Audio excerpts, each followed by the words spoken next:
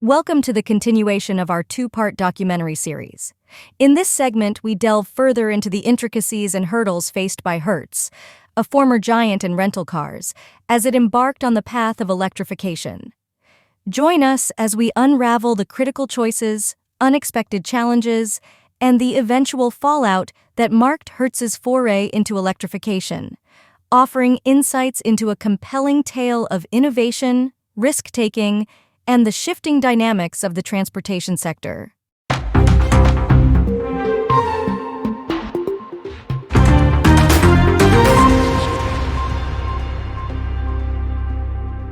In hindsight, some board members questioned whether they should have insisted on Cher's full-time residency in Florida, particularly as operational challenges began to mount.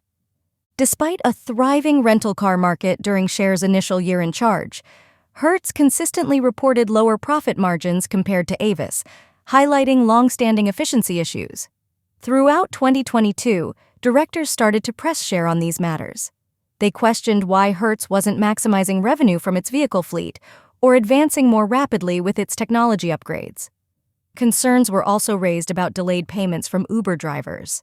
Additionally, they observed that Cher had discontinued a management performance grading system introduced by Fields from his time at Ford. The art of car rental management revolves around accurately forecasting demand and ensuring that vehicles are strategically positioned to meet it. As the industry rushed to ramp up operations post-pandemic, Hertz opted to hire contract workers to transport cars to high-demand markets like Miami and Los Angeles. However, this solution proved costly, and Hertz took considerable time to transition to more economical full-time hires. The company's persistent IT issues further exacerbated operational inefficiencies. With a fleet spanning hundreds of thousands of vehicles, Hertz requires real-time tracking to manage returns, cleaning, refueling, and readiness for rental. Any breakdown in communication can lead to customer headaches. Despite investing in various software and cloud services over the years, Hertz ended up with a disjointed array of technologies across different business functions, struggling to integrate them effectively. Consequently, customers often arrived to find their booked cars unavailable, and the system occasionally mistakenly labeled returned cars as missing, resulting in wrongful arrests. In 2022, Hertz paid $168 million to settle hundreds of such claims. In contrast, Avis, operating a fleet 25% larger than Hertz's and generating 28% more revenue, managed to achieve similar results with 2,500 fewer employees. Hertz had pledged $300 million in permanent cost reductions at the time of its IPO, and the board was eager to see tangible outcomes under Cher's leadership. Around late 2022, cracks began to appear in Hertz's electric vehicle strategy. Despite warnings from seasoned Hertz managers about the risks associated with relying heavily on Teslas, Wagner and O'Hara remained steadfast in their approach. They believed in the allure of EVs to consumers and investors alike, confident that renting them out at premium rates would yield significant profits and reduce maintenance expenses. Following the monumental Tesla order, Hertz struck similar agreements in 2022 to procure up to 65,000 EVs from Polestar and 175,000 from GM. However, once put into practice, the reality on the ground diverged from the optimistic projections. Unlike EV owners accustomed to charging their vehicles at home and on the road, Hertz customers, especially business travelers and vacationers, grappled with range anxiety and were reluctant to deal with the inconvenience of finding charging stations. Rudy Gardner, president of Teamsters Local 922, representing Hertz workers at Washington, D.C.'s Dulles and Reagan National Airports, recounted instances where weary travelers arriving at Hertz locations discovered only Teslas available for rent. Faced with the prospect of having to charge the vehicles themselves, customers opted to seek alternatives, ultimately impacting Hertz's rental business. The challenge of insufficient demand prompted Cher to initiate various initiatives. Hertz collaborated with cities like Atlanta, Denver, and New York, providing data on EV rentals to encourage the installation of additional charging stations. Special deals were offered, such as an extra day free for customers renting Teslas for 3 days, or complimentary charging for those returning EVs with at least a 30% charge remaining. Symbolic gestures were also made, like donating an EV to a technical school in New York for educational purposes. Despite these efforts, the situation remained unchanged. Additionally, there were issues related to charging infrastructure. Although Hertz had established its own charging network as part of its electrification efforts since 2021, older airports like Newark in New Jersey faced challenges. These airports lacked sufficient power from the grid or the necessary infrastructure to support the required number of superchargers for Hertz's EV fleet.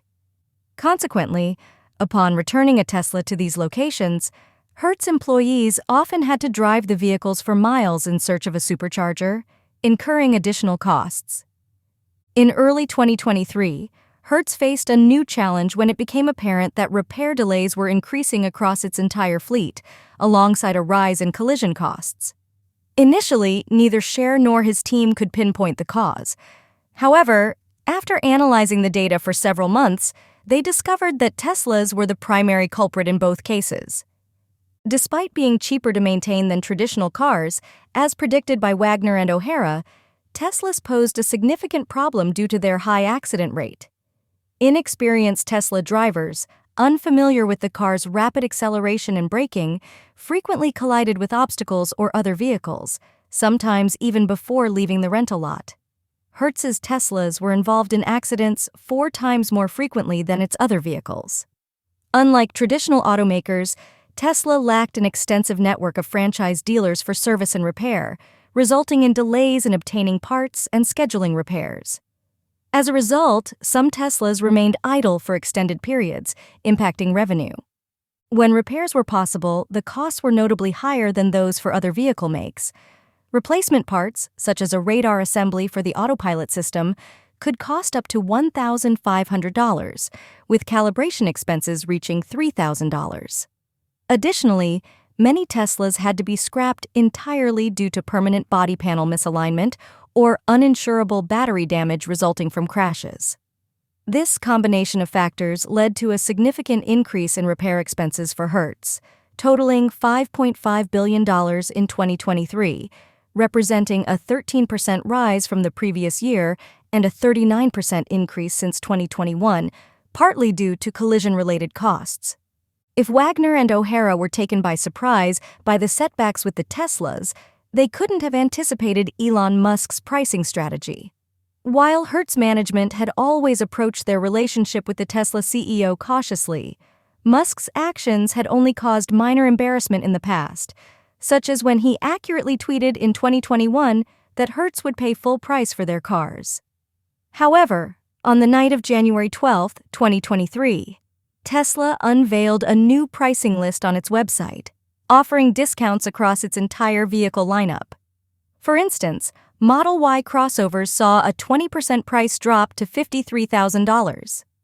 At that time, Scher had plans to increase Hertz's EV fleet allocation from 10% to 25% by the end of 2024, implying the purchase of tens of thousands more vehicles, whether Teslas, Polestars, or Chevy Bolts. Initially, Scher welcomed the price reductions, seeing them as an opportunity to expand Hertz's ride-hailing business. However, the situation quickly deteriorated. By October 2023, Musk had repeatedly slashed prices to defend Tesla's market share in the increasingly competitive EV market. The warnings that Wagner and O'Hara had previously ignored were now proving to be eerily accurate. Musk's price cuts forced Hertz to reassess the value of all its Teslas, contributing significantly to a threefold increase in Hertz's depreciation costs to $2 billion the previous year. Within the boardroom, there was growing frustration. Scher's meetings often stretched for 2 to 3 hours, delving into the company's status without visual aids.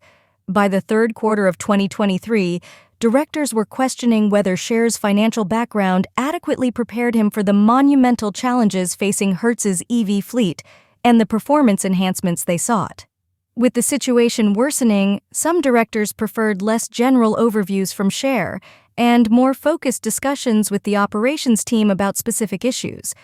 Moreover, The projected $150 million profit from rentals through Amex GBT, as forecasted by O'Hara, failed to materialize. O'Hara himself relocated to Italy and resigned as Hertz chairman in January 2023, only to return to the board a year later. Sources familiar with the situation revealed that Cher attempted to contact Paul Abbott, the CEO of GBT, multiple times to understand the discrepancy, but without success. After months of mounting pressure, the tension reached its peak regarding how to tackle the EV crisis. Cher, drawing on his risk management expertise from Goldman Sachs, viewed the Teslas as a failed investment and pushed to divest from them swiftly. However, Wagner, a fervent advocate for EVs akin to Musk, disagreed. As one of Hertz's major shareholders, he insisted on exploring all alternatives before parting ways with the Teslas. For 2 months, the opposing sides debated until Wagner ultimately relented, recognizing that offloading the Teslas was inevitable. In December, Hertz made a U-turn on its electrification efforts and initiated the sale of 20,000 EVs, many through its own platform for used cars. Thanks to Hertz's sell-off, individuals who once dreamed of owning a Model 3 could now purchase one with 85,000 miles for as low as $18,000. Cher had reached his limit. He had joined Hertz with aspirations of leading a transformative change, not navigating crises one after another. On January 8th, he walked through the revolving doors of Manhattan's 280 Park Avenue and ascended an elevator to Knighthead's 22ND floor offices for a 10 a.m. meeting with Wagner, who remained dissatisfied with Hertz's altered trajectory. Following a period of reflection over the Christmas break, as relayed by sources familiar with the situation, Cher arrived to convey a clear message. He wanted to step down. "This isn't the role I envisioned," he expressed. Now the responsibility of steering Hertz in a new direction falls upon Gil West, a seasoned operations expert with extensive experience in the transportation sector, distinctly different from the background of a banker. West previously served as the chief operating officer at Delta Airlines during its merger with Northwest Airlines. Initially, West was Wagner and O'Hara's preferred candidate for the top position at Hertz. However, at the time, he was occupied as the COO of Cruise, General Motors' self-driving car division. In December, GM terminated him, along with 8 other executives, from the struggling unit, rendering him available for the Hertz role. In the meantime, some of Wagner and O'Hara's strategies have shown promise. Uber drivers have logged over 1 billion miles using EVs rented from Hertz, indicating successful utilization. Additionally, Carvana has aided the company in recovering more value from its used vehicles. Now that Hertz has devalued its Teslas and is transitioning from EVs to gas-powered cars, the challenges of damage and depreciation costs are expected to diminish. However, the company West inherits no longer embodies the vision of humanity's mobile future. If anything, it resembles the state Icon sought to rectify, characterized by inflated costs, persistent IT challenges, and a misguided investment in the wrong types of vehicles. Brady, the living embodiment of Hertz's association with Tesla, remains part of the team. Post his football retirement, he renewed his contract with the company and partnered with Wagner to acquire a UK soccer club. In his latest Hertz advertisement from May, Brady continues to promote EVs, albeit without any Tesla cars in the backdrop.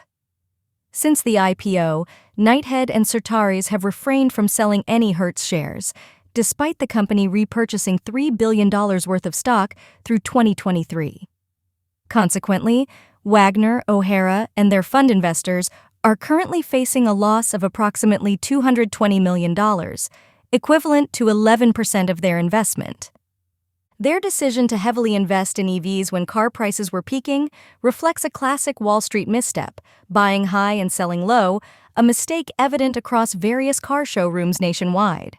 In this regard, they are no different from the numerous investors who are now grappling with losses in companies like Tesla, Rivian, Lucid Group, or Polestar, amidst a slowdown in global EV demand and dimming prospects for full electrification of the auto industry. Despite facing criticism, Wagner remains resolute. Like any seasoned trader, he maintains his belief that ultimately, His investment will prove to be correct. Hertz's journey into electrification stands as a cautionary tale, illustrating the complexities and risks inherent in pioneering technological shifts. Despite ambitious intentions and substantial investment, the company encountered unforeseen challenges, from infrastructure limitations to market dynamics, ultimately leading to a reversal of its electrification strategy. However, this narrative also highlights the importance of resilience and adaptability in the face of adversity. As the automotive industry continues to evolve, the lessons learned from Hertz's venture serve as invaluable guideposts, reminding us of the necessity for thorough planning, strategic foresight, and a willingness to navigate uncharted waters. While the road to electrification may have proven rocky for Hertz, the insights gained paved the way for a more informed and sustainable future in mobility.